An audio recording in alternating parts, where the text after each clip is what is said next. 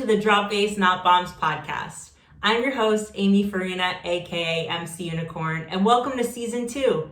So if you're new here, this is the podcast where I interview interesting people in the electronic music scene who are raving for a cause, partying for a purpose, and making the world a better place. I sit down with artists, industry professionals, content creators, and more.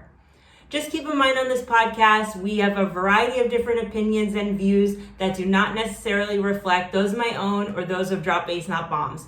We also talk a lot about really mature topics, so listener discretion and viewer discretion is advised. Before we jump into today's episode, a quick message from friends of the podcast and our sponsors. If you're looking for the perfect outfit for a big night out or for your next rave, look no further. When I'm looking for that festival fit, I go to RolitaCouture.com. So this shirt is from there. All their clothes are handmade in Las Vegas. They're comfortable, they're practical. Even the pants have pockets. They're my favorite rave festival fashion brand. You can use code MCUnicorn to save 15% off today at RolitaCouture.com. Click the link down below and save some money and look amazing this weekend because sexy has no size. Hey guys, MC Unicorn here. Before we jump into today's episode, before we get into the interview with Renee Soiree, just one note, at the time of recording this, her name was Bass Drop Princess, and she has since changed her name. So you're going to hear me in a second refer to her as Bass Drop Princess and a couple times throughout, but just know her name now on all social media purposes is Renee Soiree. And I link to all of her links down in the show notes, down in the description, depending on where you're listening, so you can find exactly where to find her. But it is Renee Soiree and not Bass Drop Princess. So without further ado, let's get into the interview. Welcome back to the Drop Bass Not Bombs podcast. Today we have with us Bass Drop Princess. Renee is a social media manager, content creator, and all-around raver. How are you doing today? I'm doing well, Amy. Thank you so much for having me. I'm so happy to be here. Thank you for being here too. I'm so excited for this. I've been following your content for a while now, and I was like, oh, I got to have her on the podcast. Yes, I am so excited. I've been itching to get back into podcasting, so this is really great. Awesome. Well, I can't wait to hear all about it. I want to start first at the very, very beginning. What's your earliest electronic music memory? How did you get into the EDM world? So, it all started in 2011, way before I even knew what raving was. So, basically, my best friend and I heard about EDC coming to Las Vegas, which is where I live right now. And we were both at the time like, EDC, like, what the heck is that? And all of our coworkers were talking about it and we're super excited. And we were seeing all these posts on Facebook of people like getting tickets to EDC.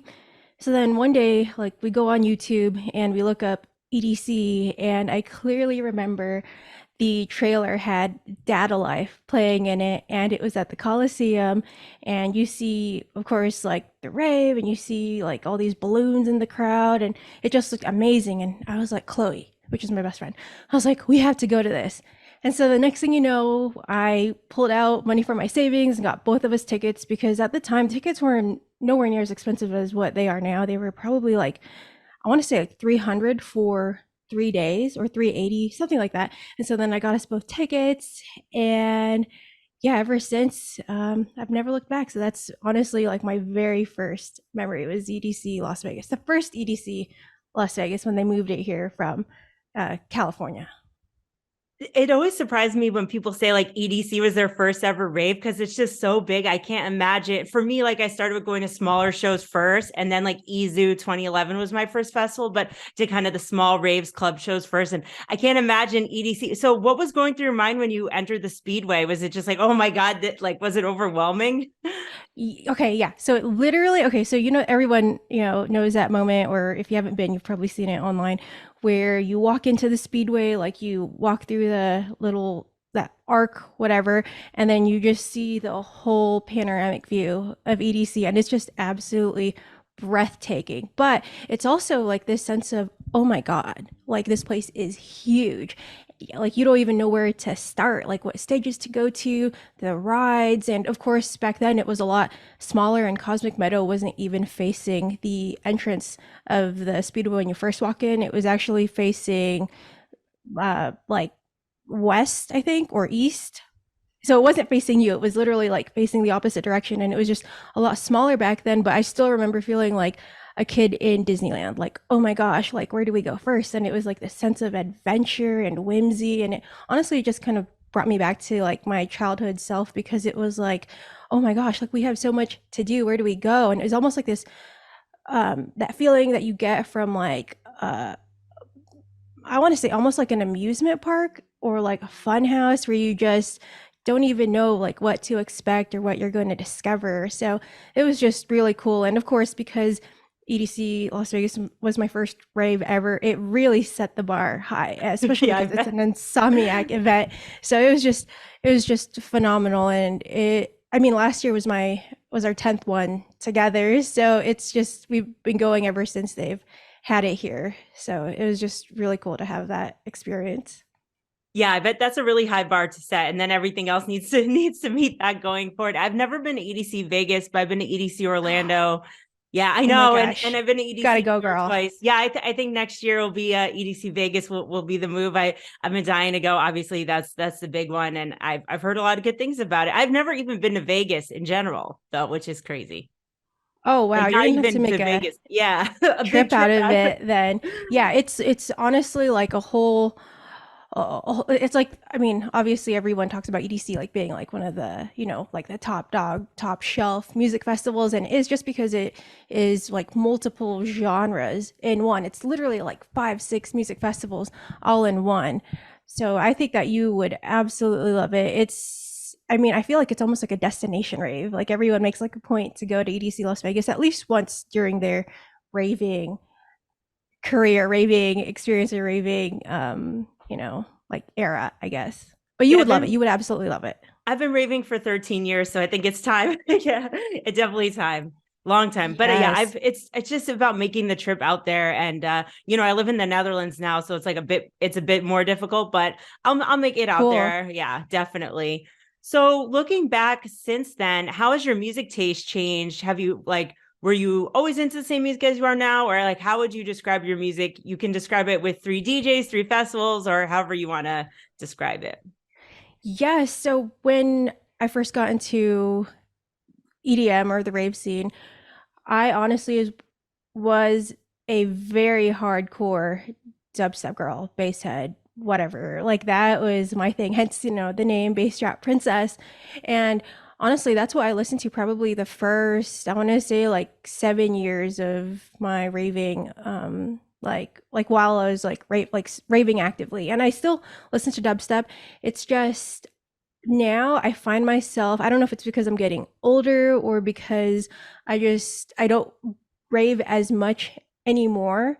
I find myself listening to a lot of, I guess, I don't know, whatever genre you would say Rufus the Soul is, or Bob Moses, Who Made Who, Mild Minds, I guess, maybe progressive house. But the thing is, I absolutely still love dubstep. And the main reason is because I was a very big metalhead in high school. And of course, dubstep was like the metal of EDM. So, like, naturally, I just gravitated towards that. And I still love dubstep. I still love, like Seven Lions, like of course Excision, Sudden Death, like Subtronics, of course, like all of like these super big dubstep artists. I mean, even my boyfriend was making hard dubstep, Scudda, and like I was a big supporter. But now that like we're getting older and we aren't like prioritizing raving as much, it's just strange that our music changed like that to uh like something more chill. So I don't know if it's because it's like an age thing or getting older, or if I'm just broadening my horizons and listening to other things. Because back then I was like, oh, like, like progressive house is cool, but where's a drop? Like I wasn't able to headbang or do any of those things. And now I absolutely love it because I can listen to it with, my parents and friends and coworkers, and they think that it's amazing versus, dubstep. It was a little harder to get them to like it unless it was like, Seven Lions. Yeah, definitely. So I'm a big hard dance fan. I'm a big hard style girl, and I feel like it's similar. Where like, yeah, it's hard to show it to people. Like you could show a 7 line track to someone, or you could show a Lenium to someone. Like, oh, this is nice. My parents like deep house, but you show them hard style or dubstep, it's like, what is this? Scary. It's like scary. It's like intense. It's so fast. It can, and also you mentioned sudden death. Sudden death. His stuff is pretty dark. It can get pretty, especially the visuals and things like that. I You mean, show it his to some. name Yeah. alone, his name alone is enough to turn people off, Yeah, but exactly. still Definitely. amazing. Yeah, that's awesome. Yeah, I can relate to that as well. I feel like the pandemic changed my music taste a bit. So when I first got into the scene in 2009 or so, well, I've been raving, yeah, since 2009. I listened to like Longer mostly than like me, trend. wow. Yeah, so I'm 32, so I'm in Oh, my oh my 30s. God, we're the same age. Okay, Yeah, cool. okay, cool. Yeah, so Oh yay yeah. 30s. Yeah, so I'm 32. I was born in 91. Yeah, I grew up listening to a lot of electronic music because I had the game Dance Dance Revolution and I liked Euro dance. Good game. I Very good game. I heard you talking about that one of your episodes. Oh, she's so think I cool. talk about it on every episode because it's the best game of all time. I suck at it, but it's great music. Yeah, my On body doesn't yeah. move that fast, but like I wish it wish it did. Dude, have you seen people at the Yeah. arcades? Yes. They like kill it and do like the moves and they're like moving their upper body as well. I was like, They're wow, I still wish I was killing at it that too. level. Like I've seen people recently, like here in the Netherlands too. Like I'm just so glad that game that it's still around and it still has like not a cult following, I would say, but still has like a loyal following. Like I still see people here at arcades like with all their bags and stuff and like taking up the machine. I'm like, good, you take up that machine. You keep practicing, like Oh, I camping out love there. that. So awesome. Yeah, so that started it for me, and then I went to college in Washington D.C. and I started going to raves, and at that time it was a lot of big room house and also dubstep, and then I don't even know how I discovered hardstyle, but then it was just like hard music all the time, and then the pandemic happened, and we're all stuck at home, and I'm like, what am I gonna do to 200 beats per minute music like around the house? So I started listening to more house music, and now I'm back to hard dance. But definitely during the pandemic, I noticed like a shift of like this music hypes me up and just makes me want to party, and then I get sad because I can't party, and it's just like this cycle. Yeah. Dude, I know what you mean because I feel like at when I'm actually at a music festival, I want something fast paced and energetic and super fast. But when I'm like on vacation, for example, I prefer to listen to something, a lot more calm. I mean, not necessarily calm, but more upbeat and like optimistic and um I don't know, I guess not as Not as dark and crazy. crazy. Yeah, yeah. Yeah, but at a music festival though, if I'm at a music festival, I want to listen to something hard, like something that I can dance to, headbang to. But I mean, nonetheless, it's all great. I think it just really depends on your mood. And it's funny that you say that you like love like hardstyle. You said hardstyle, right? You said Yeah, hard yeah, music? yeah, Yeah. yeah. Okay. So hard dance, hard style, hardcore, Hard French for dance. all the Hard yeah, dance. all the hard dance. Yep. Yes, because I actually went. I mean, okay. So when Chloe and I, my best friend, whenever we do go to EDC, we always make sure to stop by the hard stage, just because we know that we're gonna get the type of music that we want to listen to, which is something like super fast, super energetic. So for a while, like I was super obsessed with like Headhunters and Lady Faith and Darksiders, Dark Oscillators. So I definitely love that genre as well. It's just that I don't know. I don't know if it's an age thing or what the hell's happening, We're the dude. But same age, so I don't know. I still like it. yeah, no, I mean, no. The thing is, if I'm there, I will go to that Okay, stage. yeah. Like, I won't like sit at the, a stage that's like not playing something super fast or hard. I don't know. It just depends on the mood. Because I know that I still love it. Because I still go out there and go to the, wherever like dubstep and hardstyle is playing. So I don't know. It just depends. But it's funny how music changes over time. Because like 5, 10 years ago, I would have been like, nah, let's keep listening to, Excision or Knife Party. Like I don't know. It's just wild how you It's change like that. Yeah, I'm wondering like 10 years from now what I'm gonna like. And also like yeah, I agree with you too. Like it just depends on like where I am. Like if I'm at home, I'm gonna listen to something a little more calm and chill because otherwise I'm not gonna get anything done. I'm just gonna be dancing. But obviously if I need Right. to clean the house or something, I will, can use music to motivate myself. But if I'm working or, if we have like if we're just having a calm night in, okay, play something a little more chill. It depends on the mood, but that's the most amazing thing about music is like there is a genre and type about electronic music, especially there is a genre, a subgenre for every little thing you need to do in your day. 100%, 100%. There's a mood for like any phase that you're going or any hard time that you're going through. There's going to be some type of like EDM genre for sure that is going to resonate with you and just going to make you feel so alive. And I feel like I don't know with you, but I go through like these not phases, but these obsessions where I find a new artist and then that's who I listen to for months at a time until I stumble upon another artist and I'm like, okay, like I'm all about this artist right now and it's amazing. I feel like there's just this never-ending plethora of artists. Yeah, every day more and more music coming out. And then, you like one, then you find another. And like, apps like Spotify and things like that are a good way to discover new artists because you just like, if you like this person, you like this person. Or yeah, I listen to other people's podcasts or other people's recommendations. And then, yeah, it's just down the rabbit hole. Yeah, or like last year at Electric Forest, like we went to the Sherwood Forest stage and we were just chilling there. There was no one that we wanted to see and then we heard this like amazing like set and we were just like who the hell is this because it was like this super chill like summer of love type of vibe and we were like this guy is amazing. So after the set we ended up looking up who was playing and it was this artist called Toro y Moi. I don't know if you've heard of him, No, I don't think but I've heard of him.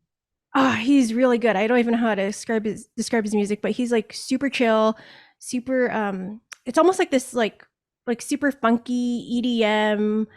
I can't describe it, but anyways, he's this really big artist. Like he's done like collaborations with like rappers, but his music doesn't sound like it would have like a collaboration with a rapper. But anyways, I was like, this is amazing. And so like, going through to a music festival, like you also find different artists that way that you would have never thought that like you would have liked or like would ever want to listen to. So that's a great thing is that you just get exposed no matter what and find out liking things that you normally wouldn't think that you would like. Definitely. Like just walking around a festival and you hear something that you like, and then you go there, or you change your mind last minute. Like you had plans to go somewhere, and then someone says, "Oh, come with me," and then you end up, yeah, like you said, you end up discovering new music that way, and like that's amazing. Yeah, and I personally love that. I mean, I'm pretty much open to everything for the most part.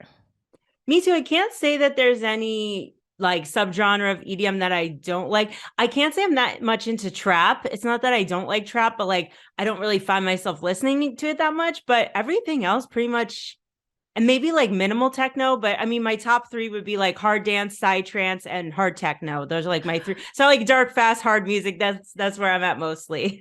Psytrance is pretty cool too. It's like hardstyle but without the kick and snare. Exactly. And more of like a trippy vibes. And yeah, I love psytrance. Mm. Really, really fun. Especially at an event, like especially at a festival, especially outside. Like that's the best. Oh yeah, my boyfriend showed me some like some video of I think his name is Asterix. Yeah. Mhm. Yeah, and he showed me like this video of him playing and the crowd was just like it looked like a wave the way they were moving because they were like moving along to the bass. So it was really cool. I was like, wow, I would like to experience something like a psytrance like festival or artist. I don't think I've seen one live, but that would be awesome. There's a really big one in Portugal that I'm trying to go to one day called Boom. It happens every 2 years. And I've like, heard of that. yeah, that's Yeah. supposed to be like the best one that I've heard. Yeah, for psytrance. It's been on my list. I think it only happens every 2 years. So I need to check when it's happening. And it's just my schedule every year is just becoming crazier and crazier. But maybe next year I'll be able to go there. That would be really cool. Yeah, Fingers fingers crossed. crossed for Yeah. you, girl. So I want to talk a little bit. So how did you go from being a raver, being this girl at EDC to everything that you do now and starting your own business? Well, it's a Long story. long story, but I'm willing to tell it. Go for So, it. yeah, so for those that don't know, currently well, let me start from the very beginning. So, I actually worked for Sephora for about 10 years. So, while I was discovering EDM and just absolutely loving it. Like I was actually working at Sephora, and halfway through, actually started going to nursing school, and I became a nurse. And actually, that's due now as well. It's kind of like my day job, but during that time, like after I had become a nurse, basically like during the pandemic, my boyfriend and I bought a house, and I was just like, okay, how do I support this super lavish rave lifestyle and have a mortgage?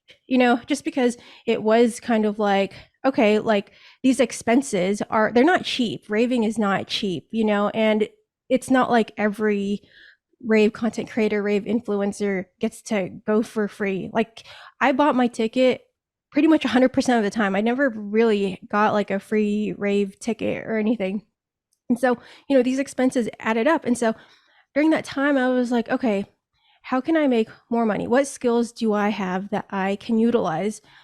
And I was like, you know what? I have makeup experience. Like I've worked at Sephora on the strip for God knows how long. Like I can totally teach people how to like apply rave makeup. So that was like my first endeavor. And I tried to do like makeup coaching, and it wasn't as I thought that it would be a little bit more lucrative, like a little bit more successful. It wasn't monetizing the way I wanted.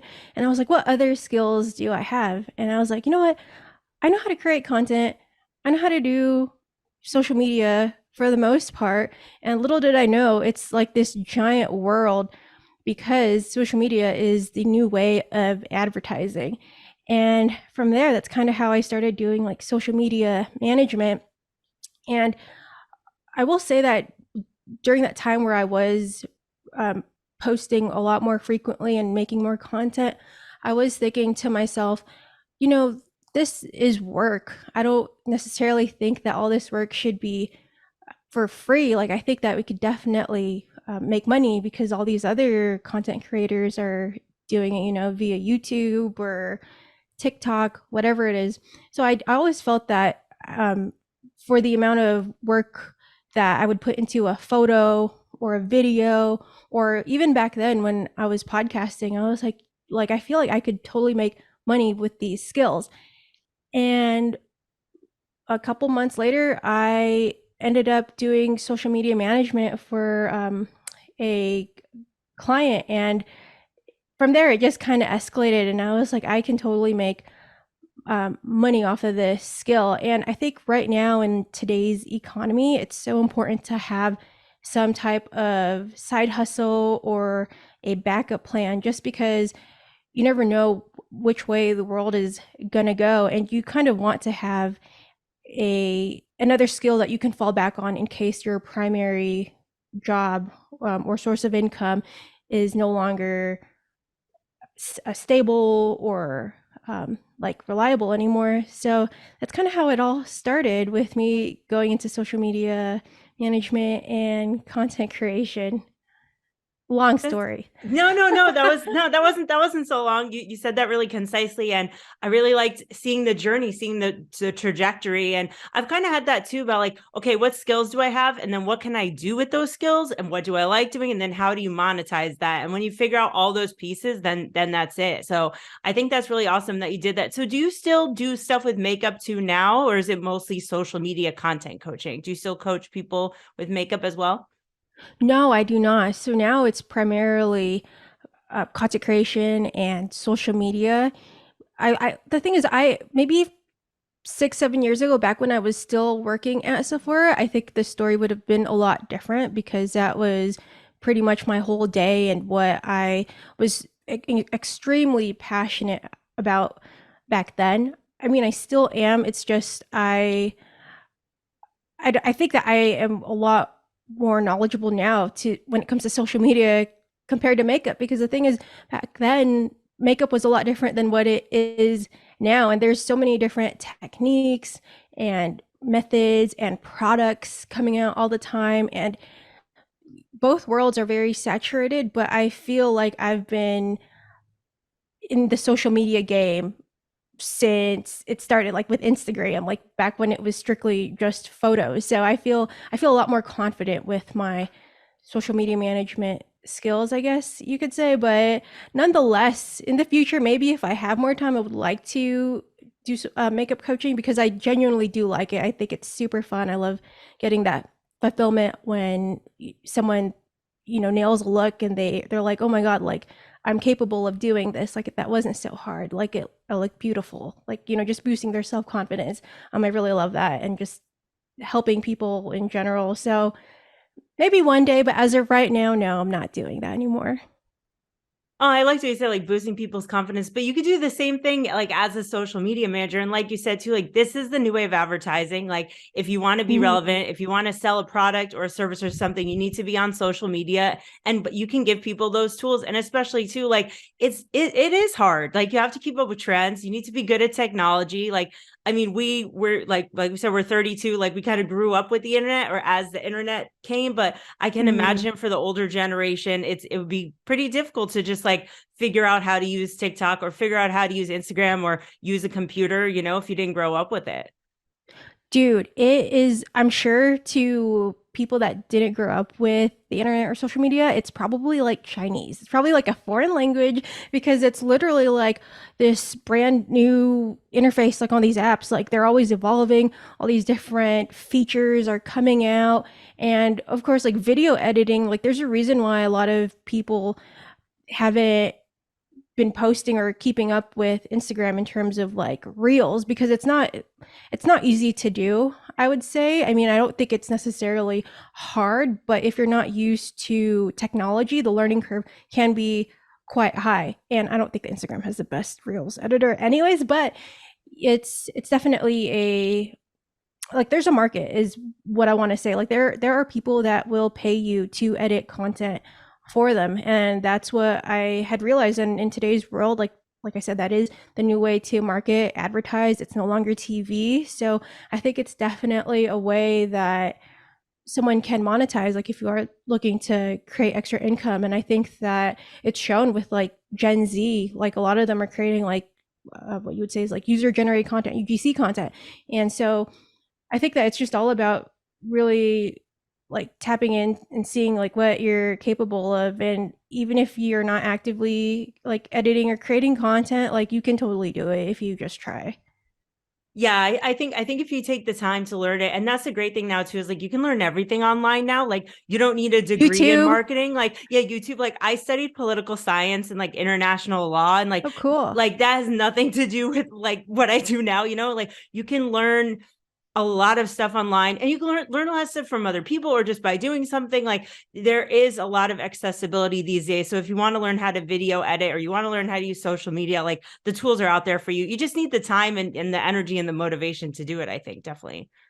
Oh, yeah, absolutely. And I feel like my journey of becoming like this content creator, online rave content creator, rave influencer, air quotes, I think that that's honestly like what helped me and got me here. Like they were honestly little stepping stones from like posting to working with brands to like figuring out exactly like what it was that I was trying to market via these posts or videos.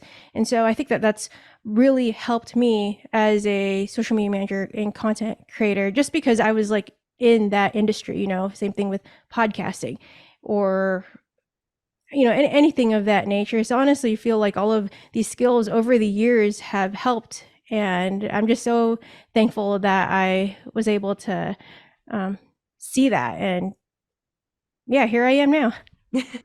That's awesome. So how do you go about finding clients to work with? Yes, so bad. But back last year when I had first started this, I actually created a website, my website, reneesoiree.com, for those that don't know. And I created this basically like a funnel to get clients interested, see what I was about, see if they were like my target demographic.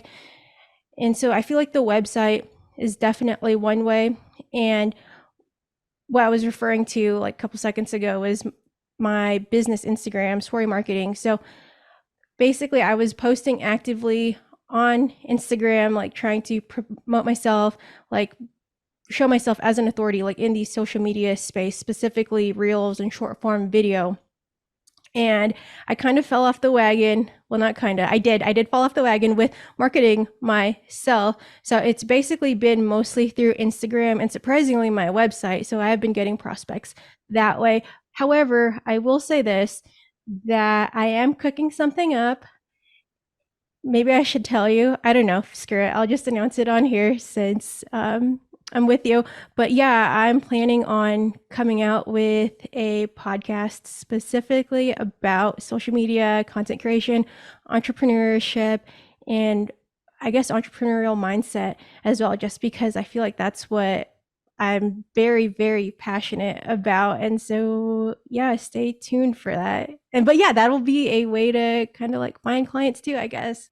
Yeah, so that's what I try to do as well, to just be everywhere. Everyone's always saying I'm everywhere. And like, that's what I want to be. I want to be on all platforms. I want to be on podcasts. I want to be on Instagram. I want to be on TikTok, on Facebook, a website. I want to be at festivals. I want everyone to be like, oh, there she is again. I think the more places that you're at, the more visibility that you have, the more skills that you have. And if you keep brushing up on those skills, like you're just going to grow as a creator, as a business owner, as a person, just from all those experiences.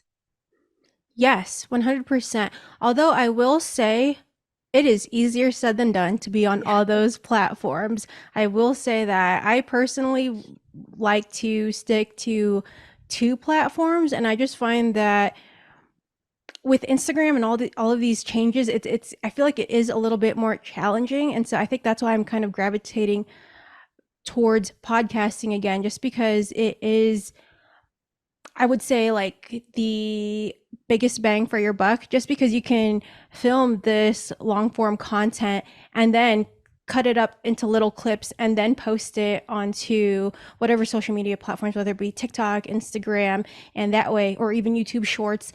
And that way you can kind of repurpose everything without having to make new content for each platform. So although yes, I will say it is great to be on all the platforms if you can. However, if you are a one man or one woman show, it is tough and will take a lot of time and consistency. And I feel like it's work. It is legit work. I think a lot of people have the misconception that it's it's like not work, that oh, it's easy to just like make content and post it on all the platforms. Like no, it actually takes time, like having to write these descriptions, these captions, researching all these hashtags, like making sure that you post at the right time. There's so many different variables that go into it, and is hence why people are looking for a social media manager or a content creator to do those things for them. Yeah, no, it does take a lot of time, and I don't do this alone. I have an intern, I have people who help me. I Oh, have there like, we oh go. yeah, so yeah, I could not do this alone. I was trying to do it alone, and then yeah, obviously it got to the point where it's not possible. I have a normal full-time job as well, so yeah, kind of like you were saying, like there's no way everything you just listed, you can't. There's no way you can do that as one person and do it successfully. You know what I mean? And you need help or more time, or yeah, just because there's so many things to keep up with too. There's so many strategies, and if you're, and I noticed it too, like if I'm just posting things without thinking about it, like those posts aren't going to do well. You need to be strategic about it. It needs to be like a high quality picture. It needs to be, and I've noticed too, like certain pictures do well than others. Videos do like this. If it's a reel between this time and this length and that, like my longer reels don't Right. really do so well. It's the shorter ones that do really good. It's one with the short clips. Then you have to look for trending audio. But okay, I like hardstyle. So what out of the hardstyle song? If I'm at a hardstyle festival, I can't use whatever trending sound of a fairy princess when it's like everyone like going like this, like that doesn't fit. So what song has a lot of views that I can use? What effects can I use where it's like that fits? Then you need a cover photo, then you need the hashtags, then all the tags. Then are you trying to support, like you and I both work with different brands? Am I wearing one of their outfits? There's so much that goes into it. And that's like, well, it's going to be cold out. So if I wear this little small outfit from Rolita Couture, what can I put over it so that I could still, like, there's just so many things to think about, Is the light good? Like, Oh, absolutely. And all of those things that you said are so true, Amy, because the thing is back then you could post whatever and make a spontaneous post and it would do well.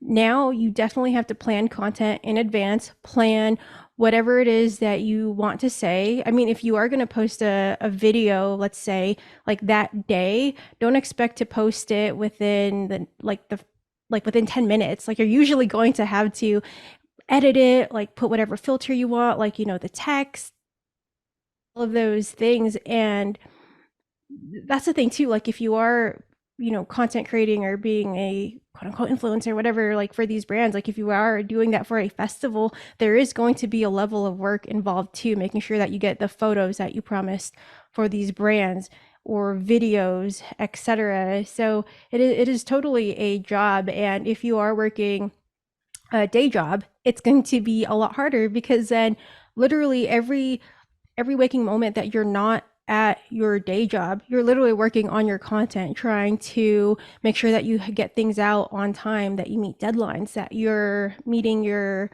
clients' needs if you have like some side gig or whatever. So I feel like kudos to you because I know how hard it is to have a podcast and like still work at the same time and get all of the content, like scheduling guests and making sure that you have a guest, or just being able to do it. So it is genuinely like a lot of hard work. So but at the same time it's fun. That's what I love about it. It's fun, and I feel like it's fulfilling because at least from like the social media manager, like content creator side, I feel like I'm helping people kind of like reach their dreams because I'm helping them market their business so that they can do what they want, like live the life that they dreamt of, and live life on their own terms. So yeah, it's a lot of work, but I think it's worth it in the end. Definitely. Yeah, I agree 100%. It's a ridiculous amount of work, but it's if you love it, and I think once you start to see it growing too, and once people, say, "Oh, yeah, I learned this from your podcast," or "I learned this from your coaching program," or "Oh, I really like this," like that, you're like, "Okay, like I'm starting to make a difference." People start to come to you. So, looking back at everything that you've accomplished, what's one thing that you wish you knew before you started all this? Or what would you tell someone starting their own social media business for the first time? I wish that I honestly wasn't so hard on myself because I mean, I've always been hard on myself since I was a kid, but during your first year of business, I will say it's going to be the hardest year of your business because you don't know what the hell you're doing. You're honestly just trying to find these processes and like figure out your own work, trying to figure out what works for you and your schedule. And so when I had first started my business, I was like, why am I not getting more clients? Is it the way that I'm advertising? Is it because I don't know how to do XYZ, or like what is it that they're looking for? And so I would say that do not be so hard on yourself, but no, it will take consistency. And you're going to have to reschedule plans with your family, with your significant other, to work on whatever it is that you want to do, and like go from your side hustle to being like your full-time job, because it is going to take a lot of time. So I would say that I honestly wish I knew how much time sacrifice it was going to take, but also that it's okay to be a little more forgiving because it is your first year of business, your first year of trying to do things, and it's a different world if you're not if you didn't grow up with anyone that was like an entrepreneur, or if you had no resources, like you literally don't know. So I would say that just the amount of time and sacrifice and learning curve as well is something that I wish that I had known. And I mean, till this day, it's my second year business, so it's going to be this never ending like learning cycle. But I would say that's definitely one thing I wish that I knew, that it was going to be hard and there's going to be lots of sacrifices. But it's all worth it. Oh, 100%. I would say I'm definitely like obsessed with it now, and with all the cool things that come from it. Just because like entrepreneurship, it's not taught in school, which is mind blowing, and it I feel like it's like that for a reason. Like I feel like school kind of teaches you to be a W-2 employee. Like they don't necessarily teach you how to branch out, create your own business, create your own income, like all the tax benefits that come with starting your own business. And I think that's really unfortunate. But I think if you are trying to become a business owner or have like a side hustle that you're working on, like I would say keep going, like don't give up. Everyone should try to have their own business at some point. I mean, not Yeah. everyone's meant to do it, but I think it will help you in life.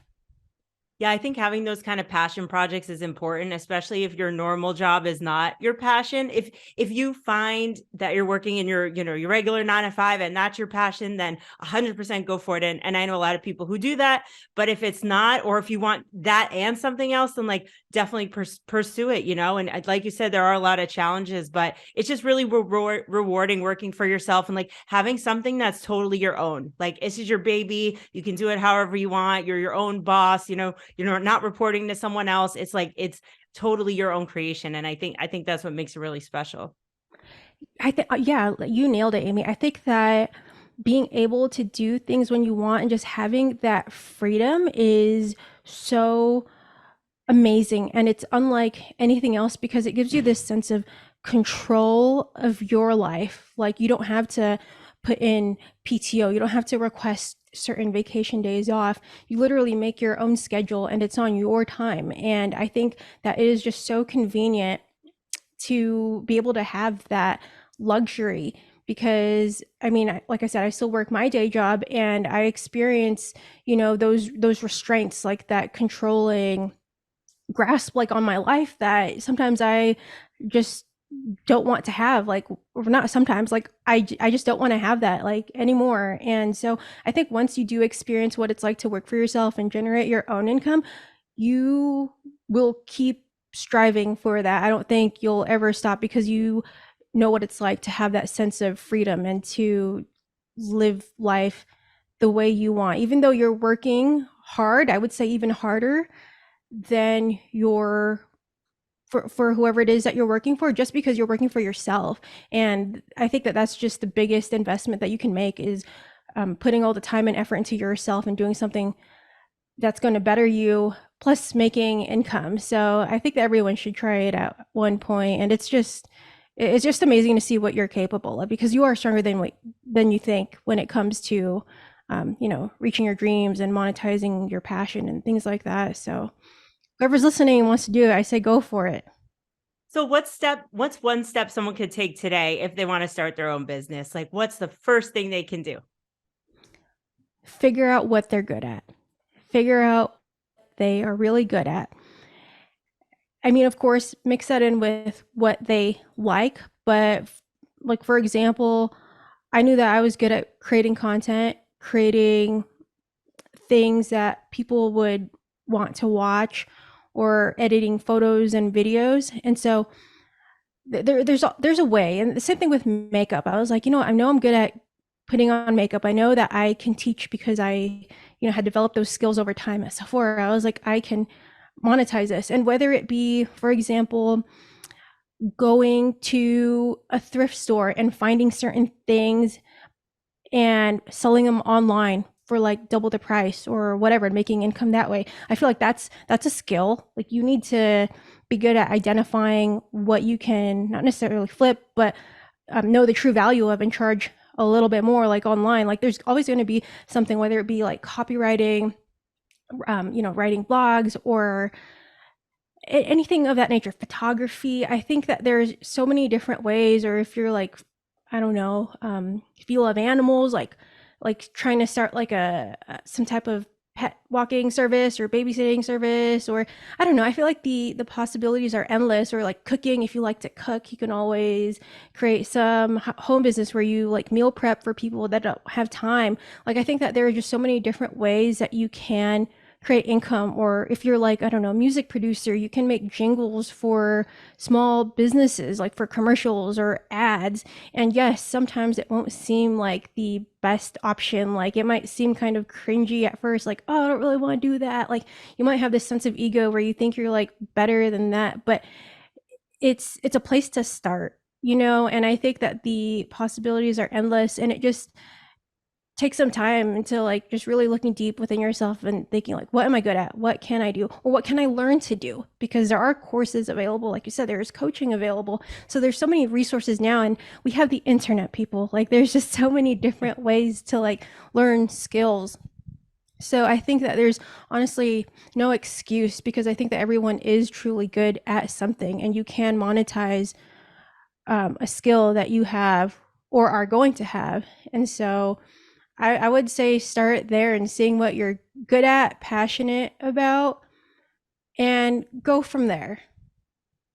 Yeah, I think that's great advice. Start making lists. That's what I would say. Write things down, make a Yes, list. Yeah. I love lists. Me I too. absolutely love lists, which is, it sounds like a crazy person talking, but I get like the biggest dopamine hit when I cross something out or I'm cross looking something off a around. I list. got lists everywhere. It's like I have my weekly list. I have daily. I love crossing things off lists. I like making lists. I like making them by day, by category. I have lists on my phone. I have like lists on whiteboard. Just like lists, different lists everywhere.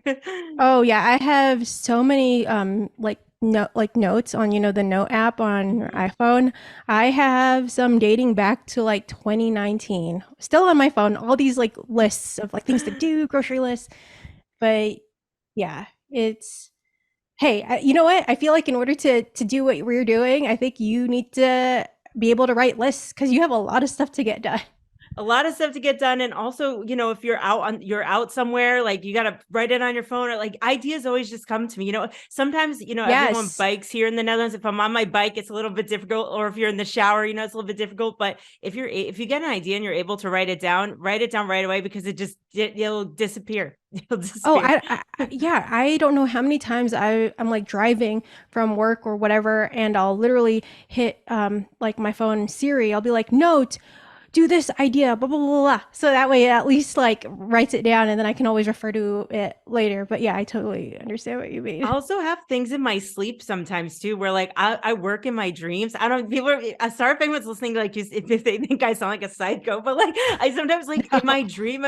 So before I got an intern, I was dreaming that I wrote up like the vacancy, like the job posting for an intern, and I wrote it in my like when I was sleeping, like I need somebody who fluent in English, video editing experience. Like sometimes I wake up, I'm like, did I just like work in my dream, or like I come up with an idea. Some of the ideas are dumb and like not relevant, but other ideas I wake up, I'm like, maybe I should come up with like drop bass not bombs crop tops for the summer, or maybe I should like have this DJ, or maybe I should focus more on this type of podcast guest, or reach out to this brand, or like I don't know. Sometimes like, do you ever have that? Do you ever work in your sleep? I've multiple times, especially believe it or not, when like with my nursing job, I have that a lot. I dream a lot about work. I hear the machines, but also with like what you said, having ideas um like after waking up or after sleeping. I think that is very common because I have the same exact thing, or like waking up and having like insight and having the answer like in clarity.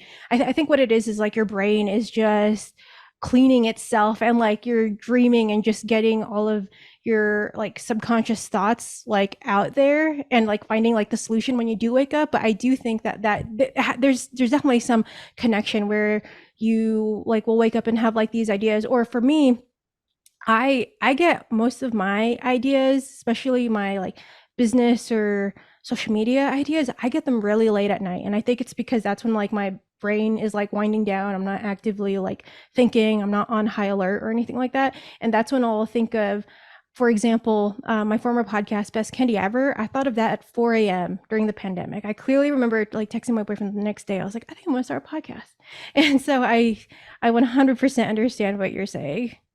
That's awesome. Yeah, I think it just comes with being creative too, and being really motivated and like ambitious. Like just Yes. my brain is just constantly but then on the flip side of that, on the downside of that, it's really hard to shut off. And also like I'm sure it's frustrating for other people because like mid conversation, I'm like, oh, what about this? And like I'm not always like present in the moment because I'm like doing 10 other things. So I think that's kind of the flip side of it, is like you're not always being present in the moment if you're like constantly, your brain's running a million miles an hour with ideas and thoughts and business plans and things like that.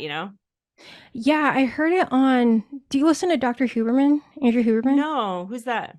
Oh, okay. He's this really famous neuroscientist. I believe he's a professor at MIT or some really big school, but he's been on Rogan a lot. He kind of blew up during the pandemic, but I remember him saying that the reason you come up with these ideas when you're like in a almost like in a state of daydreaming is what I want to say, is because like your mind is like relaxed, like you're able like kind of open like these neural connections so you can just like think free flow and you're not super focused on anything. So I think it's kind of like letting that wall down and being able to just like freely think, Hmm. if that makes sense. I think he was saying it's kind of similar to like when your mind is like on psychedelics, like all of the like connections are just open and you're just able to freely um, think and see things in a different light.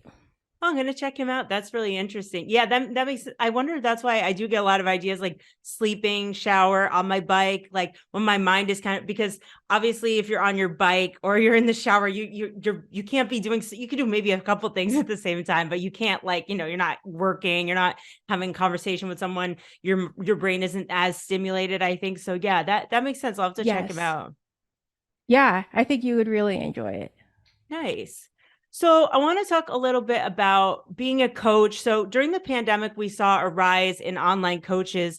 If someone's looking for a coach, what is some advice you have for them to find the right coach for them? How do you kind of weed out? Because there is kind of a trend in like anyone can be a coach now. It's really accessible. So how does someone find the right coach? Oh, you just have to do your due diligence and do research, I would say, and look and see if they have any testimonials, like any reviews, and try to see if they're like legitimate, of course, and kind of, do your own research and see if they have the experience and what it is that you're looking for. So, honestly, I think it's just a matter of you like choosing, I don't know, maybe like the top 3 in whatever industry it is that you want coaching in and doing some research. And it can be as simple as typing it into Google and looking that coach up and seeing what people have to say about them, like on Reddit, because Reddit is kind of this savage place where you definitely will get the truth. So I think you just really have to do some research for sure. Nice. Yeah. And I think that's it. That's the good thing about the internet is like the information's out there. You just need to find it. And I think a lot of coaches will have good testimonials. And I suppose you could always like reach out to people too, like reach out to someone who did the program or reach out to someone who commented, like, oh, what Yes. did you like Yeah, about that coach? 100%.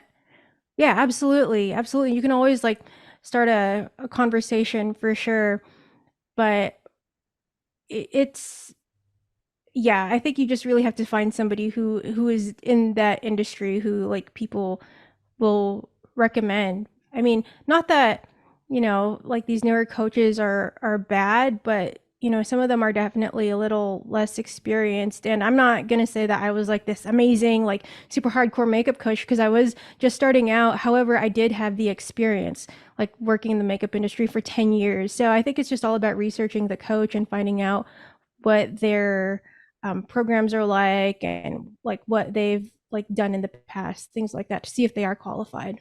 Nice. Yeah. And find the best fit for you. Yeah. That makes sense. Mm. So how do you talk about so many different things? So you have your own content, you do content for other people, you also work as a nurse, you have a boyfriend, you go to festivals. How do you find balance? I have the same like long list of things, but how do you find Yeah. balance with all of that? So I would say that I definitely plan things ahead of time. Like on my days off, I usually write what it is that I'm going to do the night before. Like if I know that I'm going to that I need to edit content for a client, I will write that on the top of my list. And honestly, it's just a matter of planning things ahead, because if I know I'm going to go out Saturday night, I'm going to make sure that I have everything done by Friday at the latest. So I think it's just a matter of creating your own schedule. Like I can't remember the last time I had a day off from my day job where I was like, I don't know what I'm going to do today. No, there was literally always something that I had to do, and that would include regular life things such as grocery shopping. And sometimes I do feel overwhelmed, but I think what has really helped me is yoga. So I actually do yoga 4 times a week, and I make it a point to meditate as well. So I think that's definitely helped me with not feeling so overwhelmed or feeling anxious. And it just makes me feel more grounded and gives me a sense of like, okay, I can do this. Like, this is an hour to myself. This is what I'm doing for me today, because usually I'm doing things for other people most of the time. So I think that that's what has really helped me. But I would say that creating a schedule for yourself and sticking to it, like, and let's say you really have to get something done, like put that at the top of your list. Like, don't wait until the end of the day to do it. So like with working out, like with yoga, I start my day off with yoga usually, just because I know that if the day goes on, I'm going to get lazy. I'm going to find things that I'm going to have to do, and I will make an excuse for myself to not go. So I think it's just a matter of prioritizing, and also like being disciplined. You really do have to discipline yourself when it comes to having your own business or your own content, because like I said, it is another job. So it's just a matter of having that discipline and consistency for sure. Yeah, definitely. I think so too. And good time management. And yeah, I also do yoga and also meditate. And I think, Yay! yeah, How the best cool! thing, yeah, Yummy. I feel like a lot of us in the rave scene, it's come up a couple of times, like spirituality. And obviously, you see my background, I'm all about crystals and all that kind of I stuff. love it. I think it's common in the rave scene, but what you said about yoga, like I feel like for me, when social media is such a big part of your job, or being on the computer and the screen such a big part of your job, you need things to like get away from your phone and computers, TV screens. And like yoga is a great way to do that, because like you can't be, scrolling on TikTok when you're in downward dog, like you're going to fall. You can't be like, doing Shavasana and like making a Right. reel. Then you're not focused. You probably will get hurt. For me, I like doing, yeah, you just like fall. For me, I like doing fitness in a class, because obviously like if I am paying for the gym, paying for the gym membership, going to the class, I leave all my phone in the phone and things in the locker, and then like I'm focused. And that's like an hour where it's like it's just time for me. I'm not doing anything. I can't do anything else because the door is closed and I'm in this class, and like I'm present in the moment, focused. And yeah, I really appreciate it. That helps me a lot. Absolutely. I am the exact same way. I honestly, I started doing group fitness or yoga probably about, I would say almost 5, 6 or advocate of going to the gym by myself, putting on some headphones and blasting dubstep and just working out, doing cardio like crazy, whatever, doing weights. But when my friend introduced me to yoga in like a group setting for the first time, I instantly became obsessed, because I realized what motivates me to work out is seeing other people work out. There's something about having that like sense of community in a, for example, a yoga class that is really powerful. Just seeing everybody like trying to better themselves, like not just physically but also mentally. And there is this awesome like sense of like, I don't know, I guess you would say there's this good energy, I feel like, in a yoga class. Like everybody is very, from my experience, extremely nice, extremely kind.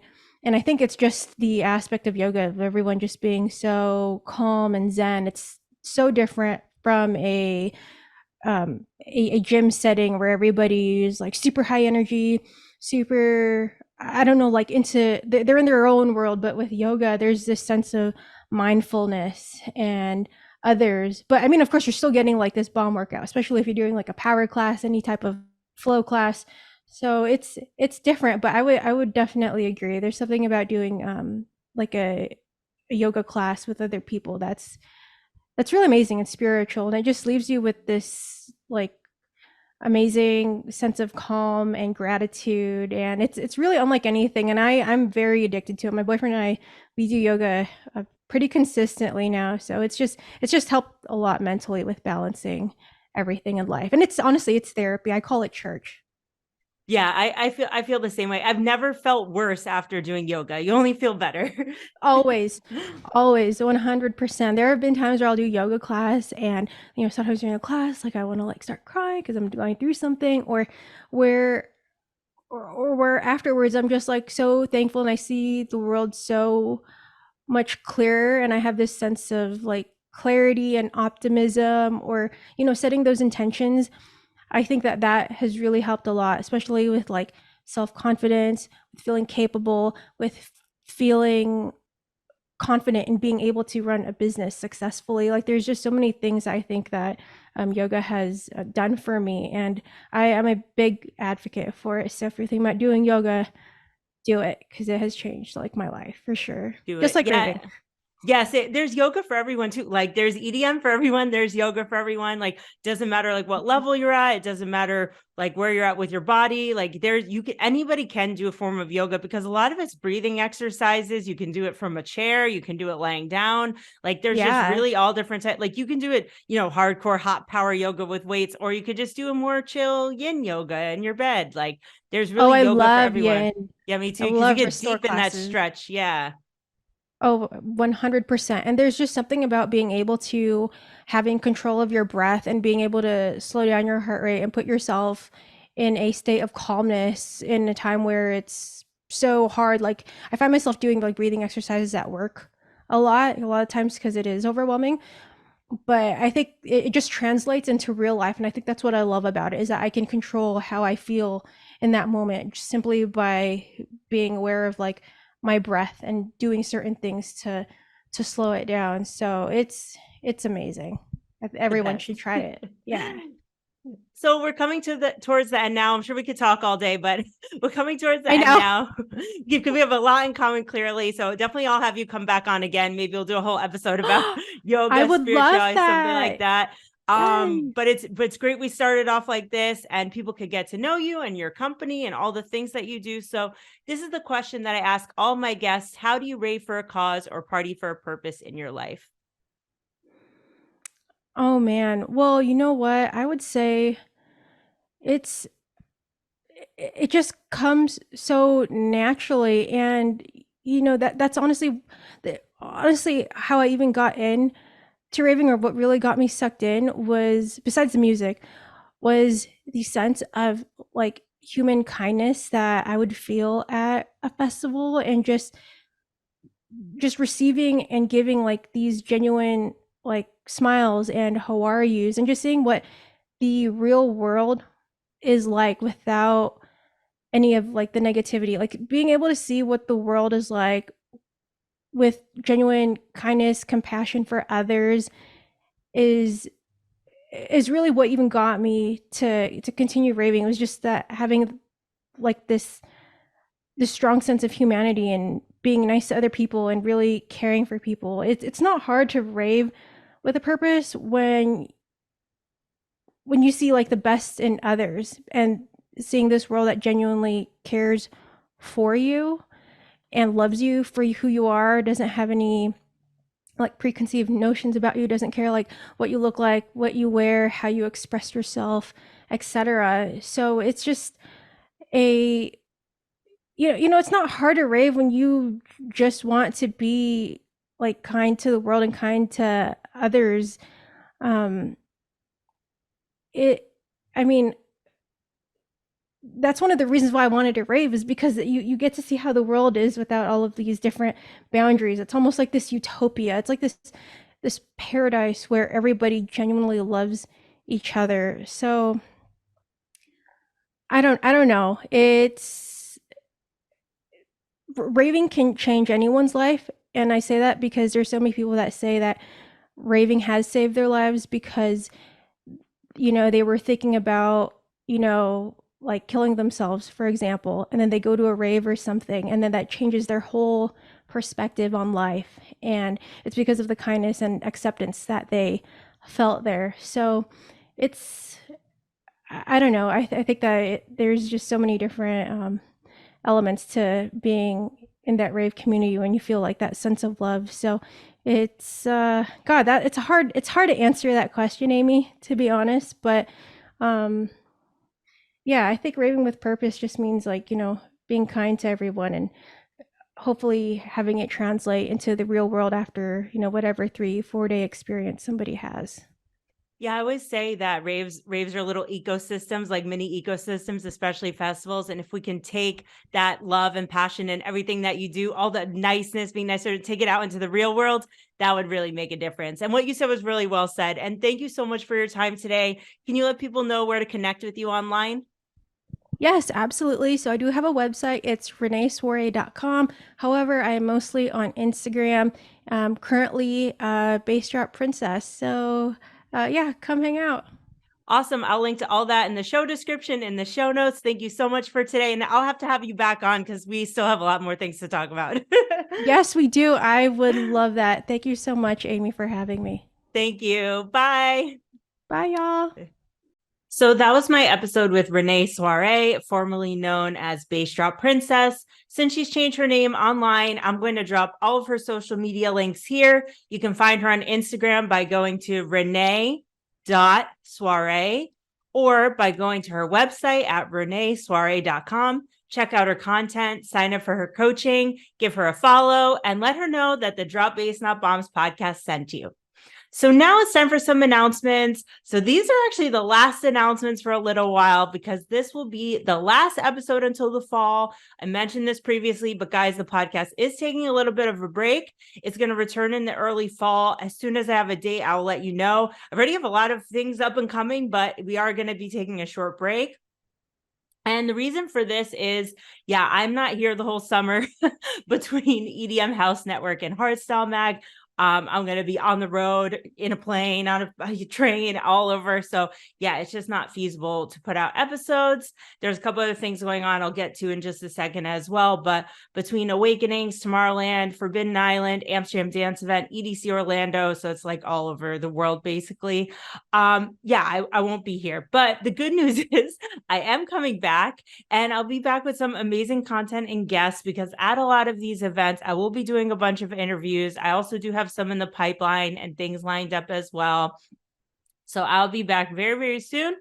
I just want to let you guys know I will be continuing with the Wednesday night live. So I've been going live every Wednesday night at 6 o'clock Central European time. That's 12 o'clock Eastern Standard Time and 9 a.m. Pacific Standard Time.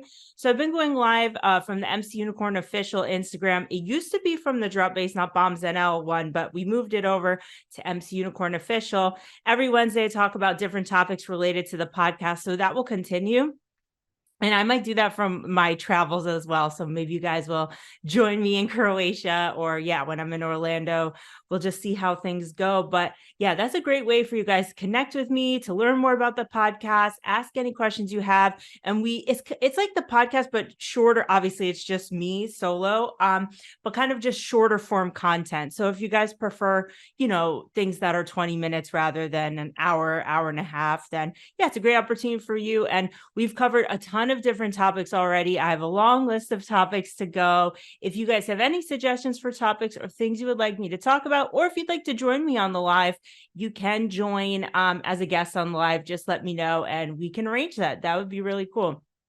Or alternatively, if there's anyone you'd like to see me bring onto the live. Last year, I did do a live with DJ Sideglide in Israel. That was really cool. So I'm open to doing something like that again, if anyone has any suggestions. So again, that will be every Wednesday, 6 o'clock Central European Time, MC Unicorn Official on Instagram. So also related to the podcast, we're talking about taking a break. I'm working on expanding our team.